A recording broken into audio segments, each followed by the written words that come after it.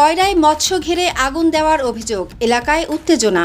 কয়রা থেকে প্রতিনিধি দেলোয়ার হোসেন গাজীর পাঠানো তথ্যচিত্রে বিস্তারিত।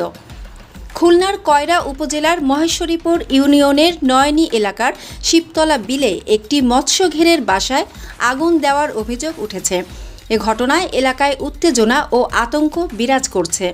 বুধবার দুপুর 12টার দিকে ফিরোজ গাজী ও সেলিম শেখের পরিচালিত ৭৪ বিঘা জমির মৎস্য ঘেরে এ ঘটনা ঘটে বলে অভিযোগ করা হয়েছে।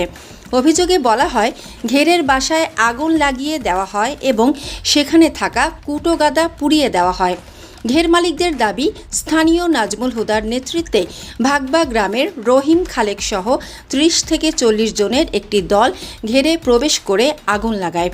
পরে স্থানীয় লোকজন এগিয়ে এলে অভিযুক্তরা ঘটনাস্থল ত্যাগ করে।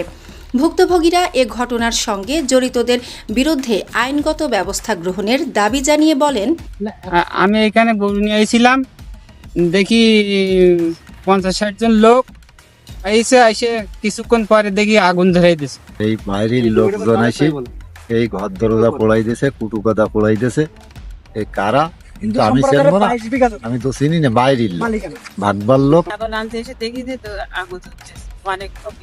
আমরা বিগত ৩ বছর ধরে এই ৭৪ বিঘি গেটটা লিসে নিয়ে আমার ভাগ্নে ফিরোজ গাজী সহ আমি করি। গত বছর সাতক্ষীরা লতিফ সাহেব আইসে এ জায়গায় লবণ পানি উঠানোর জন্য খুব চেষ্টা চালায়। এলাকার জনগণ আমরা থেকে বাধাবিন্ন করি।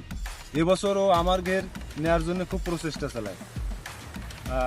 নাজমুলতা সহযোগিতায় কালকে ৬০ থেকে ৭০ জন লোক এসে আমার ঘেরে আগুন দিয়ে লুটপাট করে তারা চলে যায়। এলাকাবাসী যখন এসে দাওয়া করে তারা এখান থেকে চলে যায়। রিজল সাহেব ২৪ সালে চলে যাওয়ার পরে আমরা ৭৪ বিঘি জমি ডিসিআর প্রাপ্তদের কাছে এবং মালিকানা ২২ বিঘা মালিকদের কাছ থেকে লিজ চলে যাব।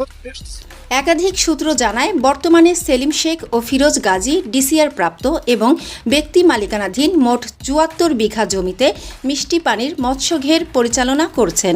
এ জমি নিয়ে বিরোধের জেরে বুধবার ঘের দখলের চেষ্টা করা হয় বলে অভিযোগ রয়েছে। পরিস্থিতি নিয়ন্ত্রণে আনতে ভুক্তভোগীরা জাতীয় জরুরি সেবা 999-এ ফোন করেন। পরে পুলিশ ঘটনাস্থলে পৌঁছে পরিস্থিতি শান্ত করে। এ বিষয়ে পুলিশ ও সংশ্লিষ্ট প্রশাসনের পক্ষ থেকে ঘটনার তদন্তপূর্বক প্রয়োজনীয় আইনগত ব্যবস্থা নেওয়ার কথা জানানো হয়েছে।